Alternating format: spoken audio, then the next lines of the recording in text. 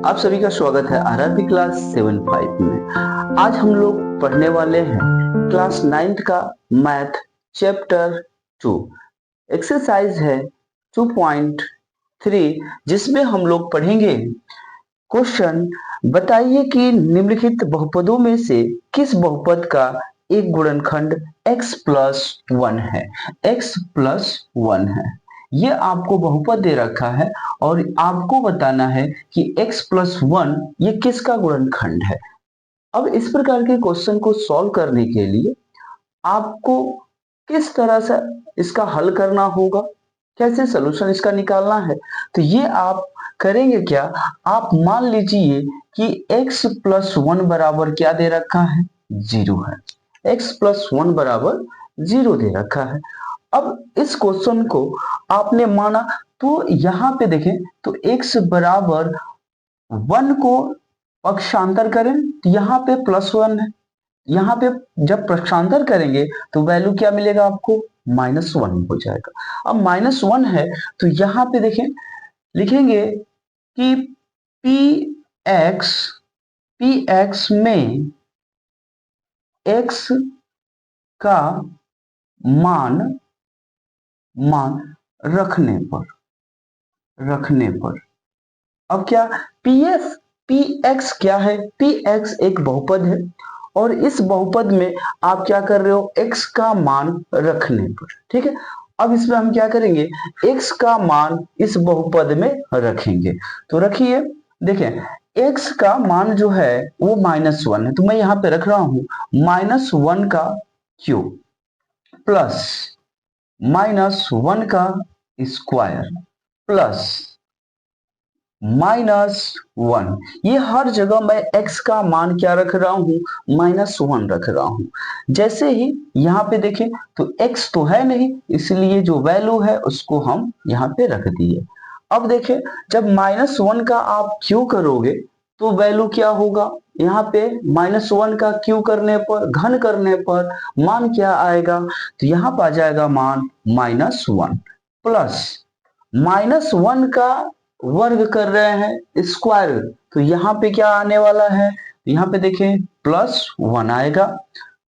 Plus minus का आप गुणा कराएंगे क्या मिलेगा, -1 और यहाँ पे प्लस दिया हुआ है। ठीक है, अब देखें तो इससे -1 से +1 कैंसिल होगा, -1 से +1 कैंसिल हो गया, यानी यहाँ पे आ गया वैल्यू 0।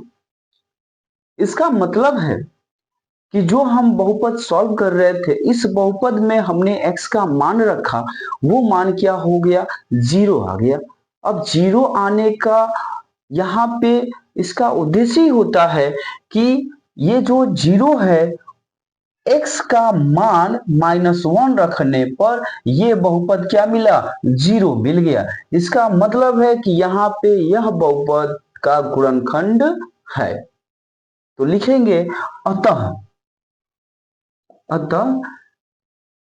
px का x प्लस 1 एक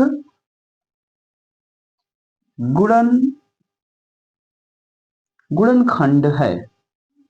ठीक है, ये प्रश्नावली 2.3 का क्वेश्चन नंबर फर्स्ट का, ये आपका क्वेश्चन नंबर फर्स्ट का पहला question, x³ plus x square plus x plus 1, जिसमें x प्लस 1 का गुणनखंड है।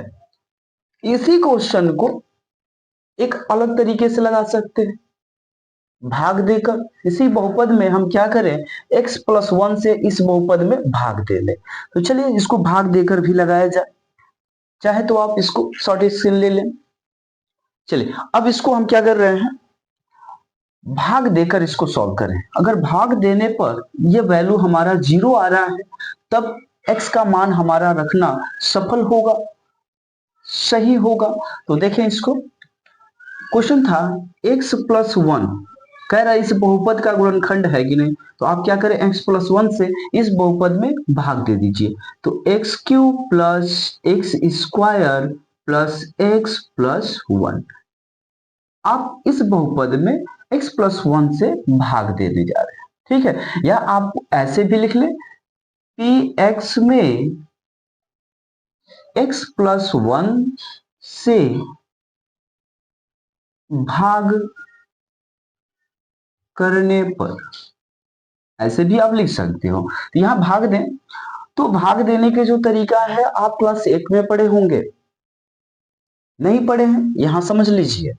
x प्लस 1 से आप भाग दे रहे हो कि जो हम पहाड़ा पढ़ते हैं, 2 का मान लीजिए पहाड़ा पढ़े, कितने बार में मान लीजिए कोई वैल्यू है 8, तो 2 का पहाड़ कितने बार पढ़े तो 8 आ जाए, तो 2 कम 4 बार पढ़े तो हमारा वैल्यू आ जाएगा 8, यानी 2 4 जा 8 हो जाएगा। तो यहाँ पे देखें, सेम यहाँ पे x का हम पहाड़ा कितने बार पढ़ें कि हमें क्या मिल जाए, एक्स क्यू मिल जाए। और आप जानते हो चर पदों में गुणा जब होता है तो उसके घात क्या होते हैं, जुड़ते हैं। मतलब क्या मैं समझा रहा हूं कि x गुणे x जब आप कर रहे हो तो ये मिल रहा है क्या, एक्स क्यू मिल रहा है। ठीक है, तो यहाँ पे हम x का कितने बार गुणा कराएं कि एक्स क्यू मिल जाए, तो यानी जब हम x तो ऑलरेडी एक ही है और हम इसमें x का गुणा 2 बार कर दें, यानी x का गुणा x बार कर दें तो ये कितने हो जाएंगे, एक्स क्यू मिलेगा कि नहीं। तो यहाँ पे हमारा जो भाग होगा वो क्या हो जाएगा, भागफल। तो देखिए x का हम गुणा एक्स स्क्वायर में करें तो एक्स क्यू मिलेगा कि नहीं मिलेगा, तो यहाँ पर हम लिखेंगे क्या, एक्स क्यू। यहाँ पे देखिए प्लस, तो प्लस लगाइए, गुणा करा रहे हो आप 1 से तो ये हो जाएगा एक्स स्क्वायर। अब आप जानते हो अगला जो स्टेप होगा वो क्या, इसमें हम साइन चेंज करेंगे, चिन्ह को चेंज कर देंगे। तो देखिए यहाँ पे प्लस है, कुछ नहीं तो कौन सा चिन्ह है, प्लस है, तो माइनस लगाइए। यहाँ देख रहे हैं प्लस, तो यहाँ भी क्या हो जाएगा, माइनस। अब जैसे ही साइन लगाएंगे, चिन्ह लगाएंगे, तो ये क्या हो जाएगा, अब बीच वाले पार्ट को हम ध्यान नहीं देंगे। अब यहाँ पे प्लस और माइनस को ध्यान देना है, प्लस और माइनस को ध्यान देंगे तो यहाँ पे देखिए प्लस और माइनस, प्लस माइनस जानते हैं जब वैल्यू समान होता है तो कैंसिल हो जाता है, कट जाता है।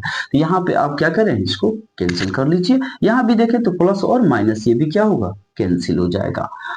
अब यहाँ पे बचा क्या, तो x, और यहाँ पे प्लस है, यहाँ भी क्या लगाइए, प्लस लगा लीजिए। अब देखिए आप जब मान लीजिए 2 से कुछ इस प्रकार से भाग देते हैं, तो ये भाग देने पर ऐसा कभी आता है कि 2 अंक उतारना पड़ता है तो आप 0 बढ़ाते हो।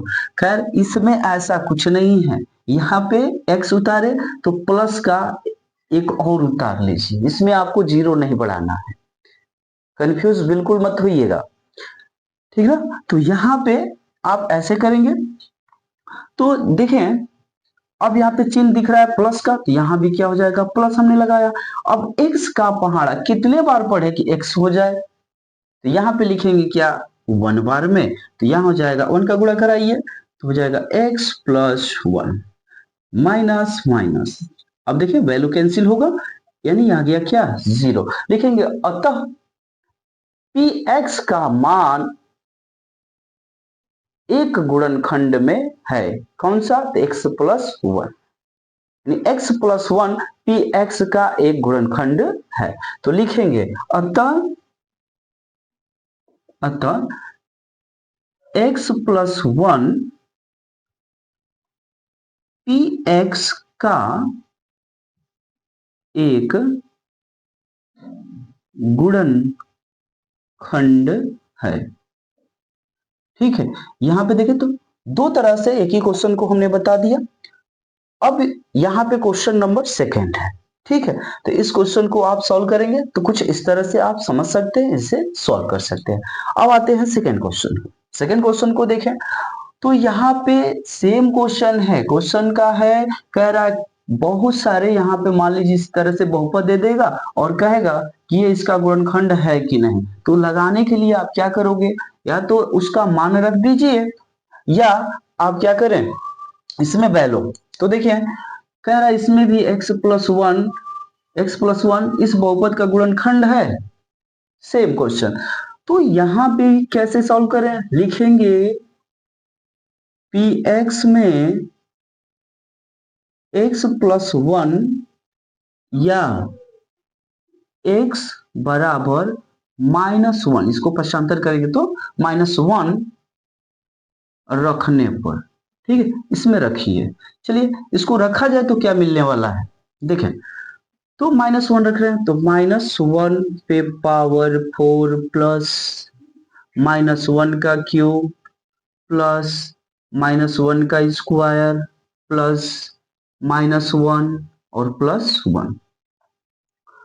जब बहुपद को आप सॉल्व कर रहे हो बहुपद 0 आ जाए तब समझ लीजिए कि इस बहुपद का ये गुणनखंड है। अगर 0 नहीं आ रहा है इस बहुपद का गुणनखंड नहीं होगा। तो देखिए यहाँ पे अगर -1 पे घात जो 4 है यानी सम संख्या है, किसी भी ऋणात्मक मान पे घात अगर सम आए तो उसका जो मान निकलेगा वो हमेशा धनात्मक निकलेगा, पॉजिटिव।